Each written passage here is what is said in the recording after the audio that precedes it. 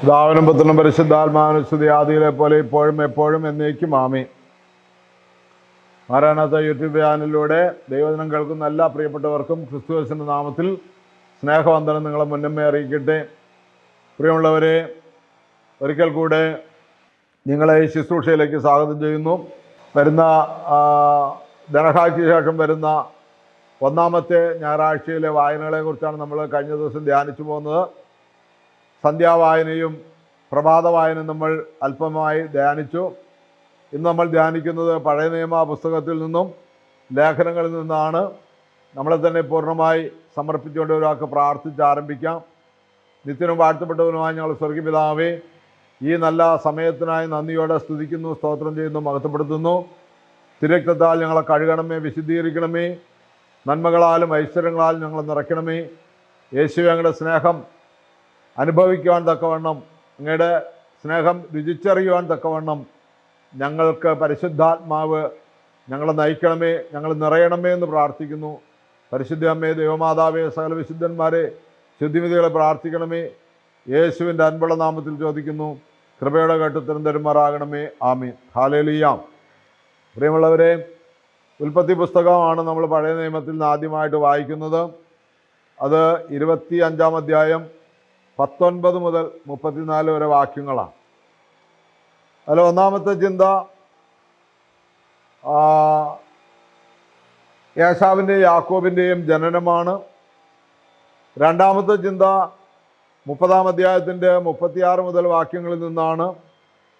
അതിനകത്ത് യാക്കോബും ഏശാവും തമ്മിൽ കണ്ടുമുട്ടുന്ന, അവർ പ്രായമായതിനു ശേഷം കണ്ടുമുട്ടുന്ന രംഗങ്ങളാണ്.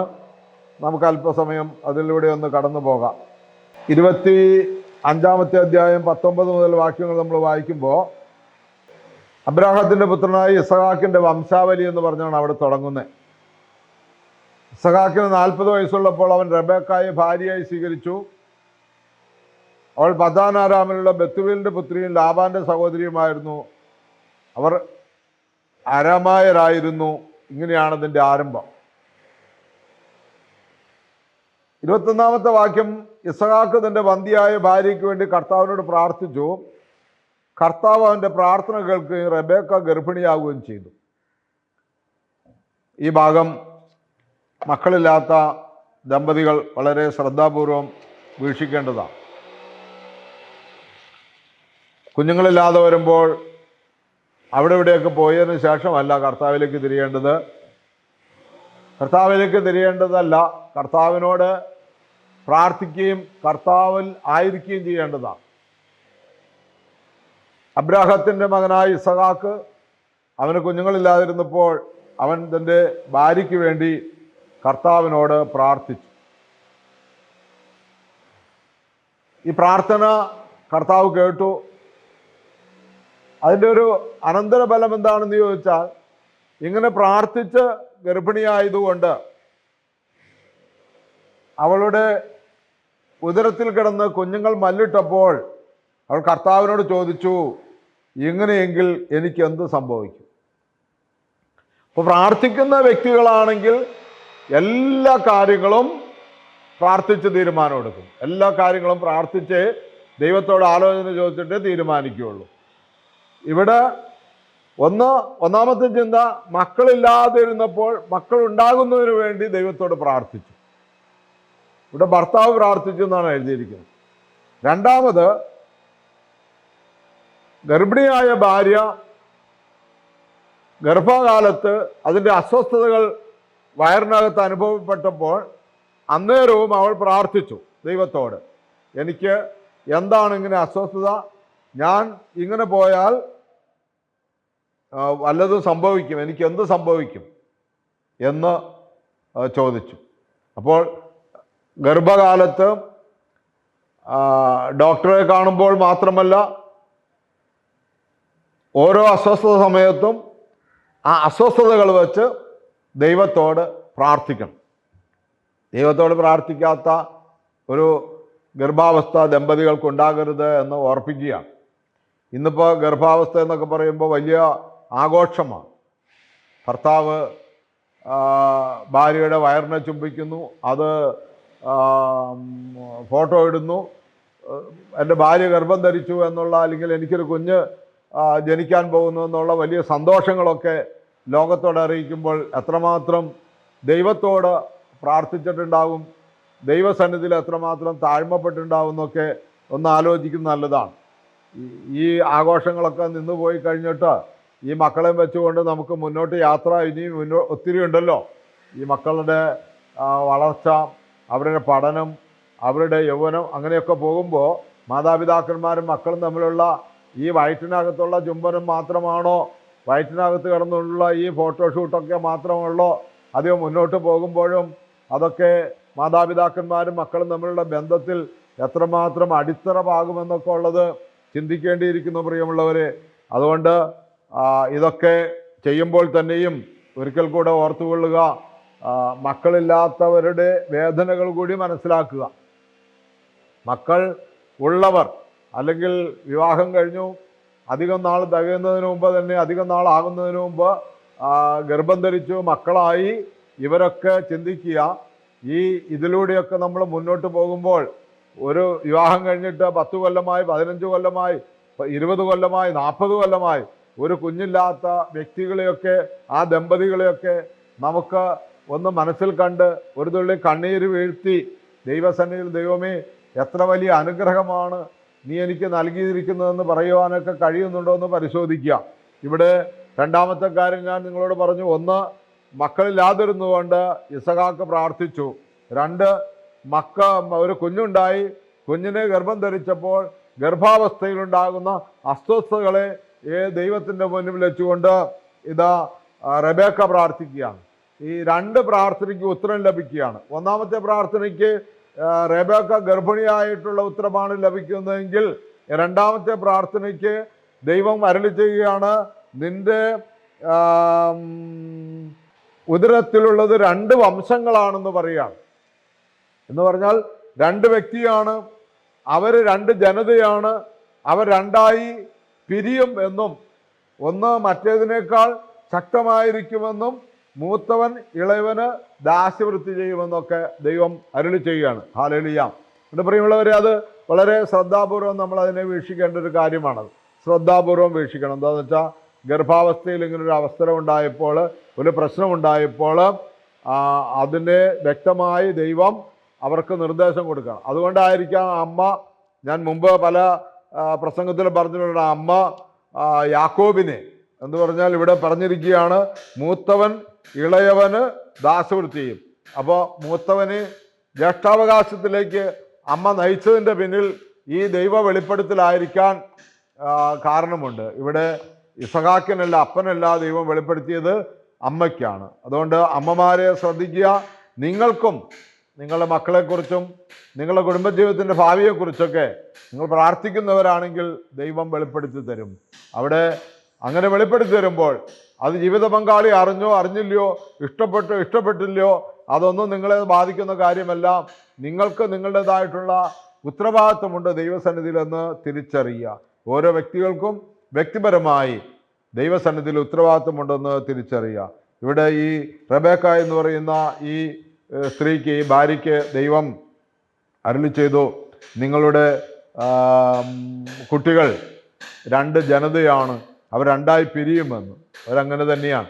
ഏദോം വംശജരായ ഏശാവിൻ്റെ ജനതകളും യാക്കോബിൻ്റെ നിന്നുള്ള ഇസ്രായേൽ എന്ന് പറയുന്ന വംശജരും ഉണ്ടായി എന്നുള്ളത് സത്യമാണല്ലോ. പ്രിയമുള്ളവരെ, യാക്കോബിൻ്റെ വംശത്തിൽ നിന്നാണ് യേശു ക്രിസ്തു വരുന്നതും യാക്കോബിൻ്റെയും ഇസഹാക്കിൻ്റെയും അബ്രാഹത്തിൻ്റെയും ദൈവമെന്നാണ് ദൈവം കൽപ്പിച്ച് അരുളിയിട്ടുള്ളത്. മോശയോട് സംസാരിക്കുമ്പോൾ അങ്ങനെയാണ് കൽപ്പിച്ച് അരുളിയിട്ടുള്ളത്. അതുകൊണ്ട് ആ കാര്യങ്ങളൊക്കെയും നമ്മൾ ഓർത്ത് മുന്നോട്ട് പോവുക. വളരെ രണ്ടാമത്തെ കാര്യം, അവിടെ അങ്ങനെ അവർ 2ആയിട്ട് പിരിഞ്ഞു എന്നുള്ളതിൻ്റെ ആ ജ്യേഷ്ഠാവകാശം അവർ വളർന്നു വന്നപ്പോഴാണ് ആ സംഭവങ്ങളൊക്കെ രൂപപ്പെടുന്നത്. അവിടെ ഏശാവ് യാക്കോബിനോട് പായസം ചോദിക്കുന്നു. ജ്യേഷ്ഠാവകാശം തരികയാണെങ്കിൽ പായസം തരാമെന്ന് പറയുന്നു. അപ്പോൾ യാക്കോബിനോട് ഏശാവ് പറയുന്നു, വിശന്ന് മരിക്കാൻ പോകുന്നു, പിന്നെ ഈ ജ്യേഷ്ഠാവകാശം കൊണ്ട് എനിക്ക് എന്ത് കാര്യം എന്ന് പറയുന്നു. അങ്ങനെ ജ്യേഷ്ഠാവകാശം യാക്കോബിന് വിൽക്കുന്നു. തീറ്റയും കൂടിയൊക്കെ കഴിഞ്ഞ് എഴുന്നേറ്റ് പോകുന്നു. അങ്ങനെ അതിൻ്റെ 34-ാമത്തെ വാക്യം പറയുന്നു, ഏശാവ് തൻ്റെ കടിഞ്ഞൂൽ അവകാശം നിസ്സാരമായി കരുതി. അതുകൊണ്ട് പ്രിയമുള്ളവരെ, കർത്താവായ യേശു ക്രിസ്തു വഴി നമുക്ക് നൽകിയിരിക്കുന്ന നിത്യജീവന്റെ അവകാശം, മാമോദീസായിലൂടെ ലഭിക്കപ്പെട്ട ആ നിത്യജീവന്റെ അവകാശം, മക്കളെന്ന് പറയുന്ന അവകാശം നിസ്സാരമായി കാണരുത്. അവിടെ ജ്യേഷ്ഠാവകാശം എന്ന് പഴയ നിയമത്തിൽ പറയുന്നത് ഇന്നത്തെ നിത്യജീവന്റെ അവകാശമാണ്. നമ്മുടെ മൂത്ത ജ്യേഷ്ഠനായ യേശു ക്രിസ്തുവിനോടുകൂടെ നമുക്ക് നിത്യതയിൽ ദൈവത്തോടൊപ്പം അവകാശമുണ്ട് എന്ന് കാണിക്കുന്നതിനാണ് ഈ കടിഞ്ഞൂൽ അവകാശം നിസ്സാരമായി കരുതി എന്ന് പൗലോസ്ലീഹ പറയുന്നത്. ഇത് പൗലോസ്ലീഹ വീണ്ടും ലേഖനത്തിലും പറയുന്നുണ്ട്. ഒരു നേരത്തെ ഊണിന് വേണ്ടി ജ്യേഷ്ഠാവകാശം വെച്ച് കളഞ്ഞ ഏശാവിനെ പോലെ അഭക്തനും അസന്മാർഗീയും നമ്മളാകരുത് എന്ന് പറയുന്നുണ്ട്. അതുകൊണ്ട് പ്രിയമുള്ളവരെ, അത് വളരെ വ്യക്തമായിട്ടുള്ള കാര്യമാണ്. 29 മുതൽ 34 വരെ വാക്യങ്ങളാണ് അവിടെ രേഖപ്പെടുത്തിയിരിക്കുന്നത്. ആ കാര്യങ്ങളെല്ലാം 21 മുതൽ 23 വരെയുള്ള വാക്യങ്ങളാണ് ഈ മക്കളെക്കുറിച്ച് ദൈവത്തിൻ്റെ അരുളപ്പാടുണ്ടായിട്ടുള്ളത്. അതുകൊണ്ട് പ്രത്യേകം ശ്രദ്ധിച്ച് നിത്യജീവനെ നഷ്ടപ്പെടുത്തുന്ന ഒരു കാര്യങ്ങളും നമുക്ക് ഉണ്ടാകാൻ ഇടയാകരുത് എന്ന് ചിന്തിച്ചു കൊള്ളണം. അതിൻ്റെ ബാക്കി ഭാഗമായിട്ടാണ് പിന്നെ 30-ാം അധ്യായത്തിൽ വീണ്ടും വരുന്നത്. അവർ പരസ്പരം അനുരഞ്ജനപ്പെടുന്ന ഭാഗമാണ്. അന്ന് അവർ പിണങ്ങി. യാക്കോബ് അവൻ്റെ അമ്മാവിൻ്റെ വീട്ടിലേക്ക് ഒളിച്ചോടിപ്പോയി. ഏശാവ് യാക്കോബിനെ കൊല്ലുമെന്ന് ഉണ്ടായി. അപ്പോൾ പ്രിയമുള്ളത്, അതെല്ലാം കഴിഞ്ഞിട്ട് അവർ രണ്ടു കൂട്ടരും വളരെ വ്യക്തമായി രണ്ട് ജനതയായി തന്നെ, അവർക്ക് മക്കളും മക്കളുടെ മക്കളും ദാസന്മാരും ദാസികളും ആടുമാടുകളെല്ലാം ധാരാളം ഉണ്ടായി. രണ്ട് ജനതയായി, രണ്ട് സ്ഥലത്ത് പാർക്കുന്ന പോലെ അവസ്ഥയിലേക്ക് എത്തിച്ചേരുമ്പോഴുണ്ടാകുന്ന അവരുടെ അനുരഞ്ജനമാണ് പിന്നീട് നമ്മൾ കാണുന്നത്. അതുകൊണ്ട് നമ്മളത് വളരെ വ്യക്തമായി തന്നെ നമ്മുടെ ജീവിതത്തെ ക്രമപ്പെടുത്തിക്കൊണ്ട് പോയിക്കൊള്ളണം. രണ്ടാമത്തെ വായന രാജാക്കന്മാരുടെ 2-ാം പുസ്തകത്തിൽ നിന്നാണ്. അത് 3-ാം അധ്യായം 13 വാക്യം, 20-ാമത്തെ വാക്യം, 25-ാമത്തെ വാക്യം, പിന്നെ 5-ാം അധ്യായത്തിൻ്റെ 8 മുതൽ 15 വരെ വാക്യങ്ങളൊക്കെയാണ് അവിടെ ക്രമീകരിക്കപ്പെട്ടിരിക്കുന്നത്. ഏലീഷ പ്രവാചകന്റെ ദൈവ കൃപയിൽ നിറഞ്ഞുള്ള സുവിശേഷ അല്ലെങ്കിൽ പ്രവർത്തനങ്ങളുടെ കാലഘട്ടങ്ങളാണ് അവിടെ വെളിപ്പെടുത്തിയിരിക്കുന്നത്. 13-ാം അധ്യായത്തിൽ ഏലീഷ ഇസ്രായേൽ രാജാവിനോട് പറയുന്ന ഒരു വാക്യമാണ് ആരംഭിക്കുന്നത്. എന്തിനാണ് എൻ്റെ സഹായം? നിന്റെ മാതാപിതാക്കന്മാരുടെ പ്രവാചകന്മാരെ സമീപിക്കൂ എന്നാണ് പറയുന്നത്. എൻ്റെ സഹായം എന്തിനാണ്? നിന്റെ പൂർവികരുടെ പ്രവാചകന്മാരെ സമീപിക്കാനാണ് പറയും. ഇപ്പോൾ രാജാവ് പറയുന്നത് അങ്ങനെയല്ല, കർത്താവിന് ശക്തി ഉണ്ടെങ്കിൽ, കർത്താവിൻ്റെ കരം എൻ്റെ മേലുണ്ടെങ്കിൽ മാത്രമേ എനിക്ക് ജയിക്കാൻ കഴിയുള്ളൂ എന്നുള്ള ഭാഗമാണ് അവിടെ ആരംഭിക്കുന്നത്. മറ്റൊന്ന്, ദൈവം ഏലീഷ പ്രവാചകനിലൂടെ നാമാൻ്റെ കുഷ്ഠം മാറ്റുന്ന ഭാഗമാണ്. നിസ്സാരമായ കാര്യങ്ങളാണ് എന്താ പറയുന്നത് അവിടെ പ്രവാചകൻ പറഞ്ഞതെങ്കിലും അത് കൂട്ടാക്കിയില്ല. എന്താണ് നിസ്സാരമായ കാര്യമെന്ന് പറയുന്നത്? നീ ശീലോഹായിലെ കുളത്തിൽ പോയി കുളിക്കാൻ പറഞ്ഞു. അത് അവന് സങ്കടമായി. അതല്ല അവൻ ആഗ്രഹിച്ചു വന്നത്. പ്രിയമുള്ളവരെ, ഇതുപോലെ നമ്മളും ദൈവസന്നിധിയിൽ ആഗ്രഹിച്ചു വരുന്നത് വലിയ കാര്യമാണെങ്കിലും ചിലപ്പോൾ ദൈവം അരുളി ചെയ്യുന്നത് നിസ്സാര കാര്യമായിരിക്കും പ്രവാചകന്മാരിലൂടെ. അതുകൊണ്ട് നമുക്ക് ഈ നാമാനെ പോലെ തർക്കിക്കരുത്. നാമാൻ പറയുന്നുണ്ട്, ദമസ്കോസിലെ അബാനായും ഫർപ്പാറും ഇസ്രായേലിലെ നദികളേക്കാൾ ശ്രേഷ്ഠമല്ലേ? അവയിൽ കുളിച്ച് എനിക്ക് ശുദ്ധി പ്രാപിച്ചുകൂടെ? അവൻ്റെ നാട്ടിലെ ദമസ്കോസിലെ നദികൾ ഇസ്രായേലിലെ നദികളേക്കാൾ ബലപ്പെട്ടതല്ലേ, നല്ലതല്ലേ എന്ന് ചോദിക്കണം. അവിടെ ശുദ്ധി വരും, കുളത്തിൽ കുളിച്ചാൽ ശുദ്ധി വരുമെങ്കിൽ എനിക്കത് ചെയ്താൽ പോരെ എന്ന് ചോദിക്കുന്നുണ്ട്. പക്ഷേ കുളത്തിൽ കുളിച്ച് ശുദ്ധി വരുത്തുക എന്നുള്ളതല്ല, പ്രവാചകനെ അനുസരിക്കുക എന്നുള്ളതാണ് അവിടെ പ്രധാനമായിട്ടുള്ള ഘടകം. അതുകൊണ്ട് പ്രവാചകനെ അനുസരിക്കുക എന്നുള്ളത് പ്രധാനമായിട്ടുള്ളതാകിയാൽ പ്രിയമുള്ളവരെ, വളരെ വ്യക്തവും ശക്തവുമാണ്. നമ്മൾ ദൈവവചനം അനുസരിക്കണം, സുവിശേഷരെ അനുസരിക്കണം, വൈദികരെ അനുസരിക്കണം, മെത്രാന്മാരെ അനുസരിക്കണം. അവരാര് എന്നുള്ളതല്ല, അവരെന്ത് പറയുന്നു അത് ദൈവകൃപയിലാണ്, അല്ലെങ്കിൽ ദൈവത്തിൻ്റെ വചനമാണെന്നുള്ള ചിന്തയിൽ അവരെ അനുസരിച്ചേ പറ്റൂ. അപ്പോൾ ഈ നാമാനോട് അവൻ്റെ ഭൃത്യന്മാർ പറഞ്ഞതാണ്, വലിയ കാര്യങ്ങളാണ് പറഞ്ഞിരുന്നെങ്കിൽ ചെയ്യുമായിരുന്നില്ലേ, ഇത് ഭാരിച്ച കാര്യമൊന്നുമല്ലോ പറഞ്ഞത്, ഒന്ന് കുളിച്ച് ശുദ്ധിയാകുക അത്രയല്ലേ പറഞ്ഞുള്ളൂ. അതുകൊണ്ട് ദൈവപുരുഷൻ ആ വാക്ക് അനുസരിക്കണം, അല്ല ദൈവപുരുഷൻ്റെ വാക്ക് അങ്ങ് അനുസരിക്കണമെന്ന് നാമാനോട് പറഞ്ഞപ്പോൾ നാമാൻ അത് അനുസരിക്കുന്ന ഭാഗമാണ്. ഒരിക്കൽ കൂടെ പറയട്ടെ, അതുകൊണ്ട് ഏത് കാര്യമെന്നുള്ളതല്ല, തെറ്റായ കാര്യങ്ങളാണ് അധികാരപ്പെട്ടവർ പറയുന്നതെങ്കിൽ അവരോട് നമുക്ക് അത് തെറ്റാണെന്ന് പറയാനുള്ള സ്വാതന്ത്ര്യമുണ്ട്, നമുക്കും അധികാരം നൽകിയിട്ടുണ്ട്. പക്ഷേ നമ്മൾ അവിടെ അനുസരിക്കാൻ ഒച്ചപ്പാടുണ്ടാക്കി ബഹളമുണ്ടാക്കി മാറിപ്പോവുകയല്ല, അനുസരിക്കുവാനുള്ള ആ ഒരു അധികാരവും കൂടി നമുക്ക് ദൈവം നൽകിയിട്ടുണ്ട് എന്നുള്ള ചിന്ത നമ്മൾ സൂക്ഷിക്കണം. വീണ്ടും നമ്മൾ പഴയ നിയമത്തിൽ തന്നെ മൂന്നാമത്തെ ചിന്തയായിട്ട് യെശയ്യാ പ്രവാചകന്റെ പുസ്തകം 49-ാം അധ്യായത്തിൻ്റെ 7 മുതൽ 13 വരെ വാക്യങ്ങളാണ് അവിടെ കാണിക്കുന്നത്. യെശയ്യാ പ്രവചനം 7-ാം അധ്യായം 47 മുതൽ 13 വരെ വാക്യങ്ങൾ.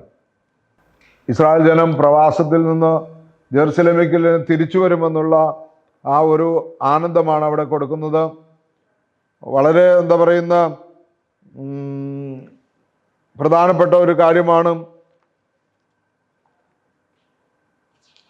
2 കൊരിന്ത്യർ 6:2 ഇതേ ഭാഗം തന്നെ അവിടെ വ്യക്തമായി പൗലോസ്ലീഹ സംസാരിക്കുന്നുണ്ട്. ഈ യെരുശലേമിൻ്റെ തിരിച്ചുവരവിനെ കുറിച്ച്. തിരിച്ചുവരെന്ന് ഉദ്ദേശിക്കുന്നത് നമ്മൾ ആദ്യം ചിന്തിച്ചതുപോലെയുള്ള ചിന്തകൾ തന്നെയാണ്. എന്താണ്? മാനസാന്തരപ്പെടുക, മടങ്ങി വരിക, അല്ലെങ്കിൽ അനുദപിക്കുക എന്നുള്ള സംഭവമാണ് 6:2. തിരിച്ചു വരുവാനുള്ള ആഹ്വാനം നമ്മൾ സ്വീകരിച്ചേ പറ്റൂ. അത് ദൈവം തന്നെ നമ്മളിൽ നിന്ന് കൊണ്ടുവരുമെന്നുള്ളതാണ്. അവിടെ നല്ല ചെയ്യുന്നു. സ്വീകാര്യമായ സമയത്ത് ഞാൻ നിന്റെ പ്രാർത്ഥന കേട്ടു, രക്ഷയുടെ ദിവസത്തിൽ ഞാൻ നിന്നെ സഹായിക്കുകയും ചെയ്തു. ഇതാ ഇപ്പോൾ സ്വീകാര്യമായ സമയം, ഇതാ ഇപ്പോൾ രക്ഷയുടെ ദിവസം. സ്വീകാര്യമായ സമയത്ത് ഞാൻ നിന്റെ പ്രാർത്ഥന കേട്ടു. അതുകൊണ്ട് പ്രിയമുള്ളവരെ, മടങ്ങി വരിക എന്നുള്ളതും അല്ലെങ്കിൽ മടങ്ങി വരുന്നതിനോ വൈകുന്നതോ പ്രാർത്ഥന കേൾക്കുന്നതിനോ വൈകലുണ്ടാകുന്നതോ പ്രയാസമായിട്ട് നമുക്ക് തോന്നരുത്. വെളിപാട് പുസ്തകം 7-ാം അധ്യായത്തിൻ്റെ 16-17 വാക്യങ്ങളിൽ നമ്മൾ വായിക്കുന്നുണ്ട്. ഈ ഭാഗത്ത് തന്നെ രേഖപ്പെടുത്തിയിരിക്കുന്ന ഇതാണ്. വെളിപാട് പുസ്തകം 7-ാം അധ്യായത്തിൻ്റെ 16-17 വാക്യങ്ങളിൽ ഇപ്രകാരമാണ് വായിക്കുന്നത്: ഇനി ഒരിക്കലും അവർക്ക് വിശക്കുകയോ ദാഹിക്കുകയോ ഇല്ല, വെയിലോ ചൂടോ അവരുടെ മേൽ പതിക്കുകയില്ല. എന്തെന്നാൽ സിംഹാസന മധ്യത്തിലിരിക്കുന്ന കുഞ്ഞാട് അവരെ മേയ്ക്കുകയും ജീവജലത്തിൻ്റെ ഉറവകളിലേക്ക് നയിക്കുകയും ചെയ്യും. ദൈവം അവരുടെ കണ്ണുകളിൽ നിന്നും കണ്ണുനീർ തുടച്ചു നീക്കും. പ്രത്യാശയുടെ വാക്കുകളാണ് പ്രിയമുള്ളവരെ. അതുകൊണ്ട് നമ്മൾ തന്നെ പൂർണ്ണമായി സമർപ്പിക്കണം. പഴയ നിയമ വായനകൾ ഇവിടെ അവസാനിക്കുകയാണ്. 3 എണ്ണം കഴിഞ്ഞു. ഇനി ലേഖനങ്ങളാണ്. പൊതുവിലുള്ള ലേഖനങ്ങളിൽ പത്രോസിൻ്റെ 1 പത്രോസ് 5-ാം അധ്യായം 5 മുതൽ 11 വരെ വാക്യങ്ങളാണ് നമ്മൾ വായിക്കുന്നത്. അവിടെ വിശ്വാസികൾക്കുള്ള ഉപദേശമാണ്. ഇപ്രകാരമാണ്: യുവാക്കന്മാരോട് അരുളി ചെയ്തുകൊണ്ടാണ് തുടങ്ങുന്നത്, നിങ്ങൾ ശ്രേഷ്ഠന്മാർക്ക് വിധേയരായിരിക്കുവിൻ. അവിടെ നമ്മൾ നേരത്തെ പറഞ്ഞതുപോലെ അനുസരണമാണ് പറയുന്നത്. പരസ്പര വിനയത്തിൻ്റെ അങ്കി അണിയുവിൻ. ദൈവം അഹങ്കാരികളെ എതിർത്ത് നിൽക്കുകയും വിനയമുള്ളവർക്ക് കൃപ നൽകുകയും ചെയ്യുന്നു. ദൈവത്തിൻ്റെ ശക്തമായ കരത്തിന് കീഴിൽ നിങ്ങൾ താഴ്മയോടെ നിൽക്കുവിൻ. അവിടുന്ന് തക്ക സമയത്ത് നിങ്ങളെ ഉയർത്തിക്കൊള്ളും. നിങ്ങളുടെ ഉത്കണ്ഠകളെല്ലാം അവിടുത്തെ ഏൽപ്പിക്കുവിൻ. അവിടെ നിങ്ങളുടെ കാര്യത്തിൽ ശ്രദ്ധാലുവാണ്. ഈ ഭാഗങ്ങളാണ് അവിടെ സംസാരിക്കപ്പെടുന്നത്. യാക്കോബുസ്ലീഹയുടെ ലേഖനം 4-ാം അധ്യായത്തിൻ്റെ 6-ാമത്തെ വാക്യത്തിൽ നമ്മളിങ്ങനെ വായിക്കുന്നുണ്ട്: അവിടുന്ന് കൃപാവരം ചൊരിയുന്നു. അതുകൊണ്ടാണ് ഇങ്ങനെ എഴുതിയിരിക്കുന്നത്: ദൈവം അഹങ്കാരികളെ എതിർക്കുകയും എളിമയുള്ളവർക്ക് കൃപ കൊടുക്കുകയും ചെയ്യുന്നു. ആകയാൽ ദൈവത്തിന് വിധേയരാകുവിൻ എന്ന് യാക്കോബുസ്ലീഹ പറയുന്നു. ഒപ്പം തന്നെ സദൃശവാക്യങ്ങൾ 3:34 വിനയുള്ളവരായിരിക്കണമെന്ന് പറയുന്നു. സങ്കീർത്തനം 55-ാമത്തെ സങ്കീർത്തനം 22-ാമത്തെ വാക്യത്തിൽ ഇപ്രകാരം എഴുതപ്പെട്ടിരിക്കുന്നു: നിങ്ങളുടെ ഭാരങ്ങളും പ്രയാസങ്ങളെല്ലാം കർത്താവിനെ ഏൽപ്പിക്കുക, അവിടുന്ന് നിങ്ങളെ ചുമന്നുകൊള്ളും, അവിടുന്ന് നിങ്ങളുടെ പ്രയാസങ്ങൾ ഏറ്റുകൊള്ളുമെന്ന് 55-ന്റെ 22-ാമത്തെ വാക്യത്തിൽ നമ്മൾ വായിക്കുന്നുണ്ട്. അതുകൊണ്ട് പ്രിയമുള്ളവരെ, ഈ വചനങ്ങളൊക്കെ കൊണ്ട് നമ്മൾ കൃത്യമായി ബലം ധരിക്കുക, ശക്തി ധരിക്കുക. വീണ്ടും പൗലോസ്ലീഹ പറയുന്ന എബ്രായ ലേഖനം 3-ാം അധ്യായത്തിൻ്റെ 1 മുതൽ 6 വരെ വാക്യങ്ങളാണ് പൗലോസ്ലീഹയുടെ ലേഖനം വായിക്കുന്നത്. അവിടെ നമ്മൾ പ്രകാരമാണ് ശ്രദ്ധിക്കുന്നത്. മോശയേക്കാൾ ശ്രേഷ്ഠനാണ് യേശു എന്നാണ്. മോശയേക്കാൾ ശ്രേഷ്ഠനാണ്. സംഖ്യാപുസ്തകം 12:7 മോശയുടെ ശ്രേഷ്ഠതയെക്കുറിച്ച് പറയുന്നുണ്ട്. ഒപ്പം തന്നെ സങ്കീർത്തനം 95:7 മുതൽ 11 വരെ വാക്യങ്ങളിലും മോശയുടെ ശ്രേഷ്ഠതയെക്കുറിച്ച് പറയുന്നുണ്ട്. അതിനേക്കാൾ ശ്രേഷ്ഠനാണ് യേശു എന്നാണ് അവിടെ വെളിപ്പെടുത്തിയിരിക്കുന്നത്. അതുകൊണ്ട് നമുക്ക് വീണ്ടും നമ്മളെ തന്നെ പൂർണ്ണമായി സമർപ്പിച്ചുകൊണ്ട് ആ ഏറ്റവും ശ്രേഷ്ഠനായ ദൈവഹിതത്തിനൊത്തവണ്ണം ദൈവം തന്നെയായ യേശുക്രിസ്തുവിനെയാണ് നമ്മൾ സ്വീകരിച്ചിരിക്കുന്നത്. മാമോദീസായിലൂടെ നാം അറിഞ്ഞിരിക്കുന്നത്, മനസ്സിലാക്കിയിരിക്കുന്നത് നമ്മുടെ ദൈവമാണ് യേശു എന്നുള്ള ആ ബോധ്യത്തോടു കൂടി നമുക്ക് ഈ ഏവൻഗേലിയൻ ഭാഗം സുവിശേഷത്തിൻ്റെ വായനയും കൂടി ഒന്ന് ധ്യാനിച്ചിട്ട് അവസാനിപ്പിക്കാം. വിശുദ്ധ മത്തായിയുടെ സുവിശേഷം 4-ാം അധ്യായത്തിൻ്റെ 12 മുതൽ 22 വരെ വാക്യങ്ങളാണ്. നമ്മളിങ്ങനെയാണ് വായിക്കുന്നത്. നമ്മൾ സന്ധ്യാവായനയിൽ കേട്ട അതേ വായനകൾ തന്നെയാണ്. 2 സുവിശേഷകൻ രചിച്ചു എന്നുള്ളൂ. യോഹന്നാൻ ബന്ധനസ്ഥനായെന്ന് കേട്ടപ്പോൾ യേശു ഗലീലയിലേക്ക് പിൻവാങ്ങി എന്നുള്ളതാണ്. അവിടെ അന്ധകാരത്തിലിരുന്ന ജനം വലിയ വെളിച്ചം കണ്ടു. യെശയ്യാ പ്രവചനം 9-ാം അധ്യായത്തിൻ്റെ 1-2 വാക്യങ്ങൾ ഇവിടെ ഉദ്ധരിച്ചിരിക്കുകയാണ്. നഫ്താലി, യോർദാൻ, സെബുലൂൺ, ഗലീലി, അന്ധകാരത്തിൽ സ്ഥിതി ചെയ്യുന്ന ജനങ്ങൾ വലിയ പ്രകാശം കണ്ടു. മരണത്തിൻ്റെ മേഖലയിൽ നിഴലും വസിച്ചിരുന്നവർക്കായി ഒരു ദീപ്തി ഉദയം ചെയ്തു. അപ്പോൾ മുതൽ യേശു പ്രസംഗിക്കാൻ തുടങ്ങി, മാനസാന്തരപ്പെടുവിൻ, സ്വർഗരാജ്യം സമീപിച്ചിരിക്കുന്നു. പ്രിയമുള്ളവരെ, ആരംഭിച്ചതും അവസാനിച്ചതും അങ്ങനെയാണ്. മാനസാന്തരപ്പെടുവിൻ, ദൈവരാജ്യം സമീപിച്ചിരിക്കുന്നു. അതുകൊണ്ട് മാനസാന്തരം മസ്റ്റാണ്, അനുഭവിക്കണം. ദൈവരാജ്യം സമീപിച്ചിരിക്കുകയാണ്. ദൈവരാജ്യം നമ്മുടെ അടുത്തുണ്ട് എന്നുള്ള ആ ഒരു ചിന്ത നമ്മുടെ ജീവിതത്തിൽ നമ്മൾ സൂക്ഷിക്കണം. നഷ്ടപ്പെടുത്തി കളഞ്ഞാൽ, യേശാവിൻ്റെ കാര്യം വായിച്ചു കേട്ടല്ലോ, ജ്യേഷ്ഠാവകാശം അലക്ഷ്യമാക്കി കളഞ്ഞു എന്നുള്ളത്. അതുകൊണ്ട് വചനങ്ങൾ കേൾവിയൊന്നും അലക്ഷ്യമാക്കി കളയരുത്. എല്ലാ നന്മയിലേക്കും എല്ലാ കൃപാവരങ്ങളിലേക്കും ദൈവത്തിൻ്റെ പരിശുദ്ധാത്മാവ് നമ്മളെ നയിക്കട്ടെ. നമ്മളെ തന്നെ താഴ്ത്തി സമർപ്പിക്കാം. ഒരു വാക്ക് പ്രാർത്ഥിക്കാം. കർത്താവേ, ഞങ്ങൾക്ക് ഇങ്ങനെ ഒരു ധ്യാനം അവിടുന്ന് ക്രമീകരിച്ചു തന്നതിനായി സ്തോത്രം ചെയ്യുന്നു, മഹത്വപ്പെടുത്തുന്നു. ഞങ്ങളെ തിരക്തത്താൽ കഴുകണമേ, വിശുദ്ധീകരിക്കണമേ, നന്മകളാലും ഐശ്വര്യങ്ങളാലും നിറയ്ക്കണമേ. നിത്യം പിതാവും പുത്രനും പരിശുദ്ധാത്മാവുമായ സർവേശ്വര എന്നേക്കും ആമേൻ. Hallelujah, hallelujah, hallelujah. ദൈവ തിരുനാമം മാത്രം മഹത്വപ്പെടുമാറാകട്ടെ.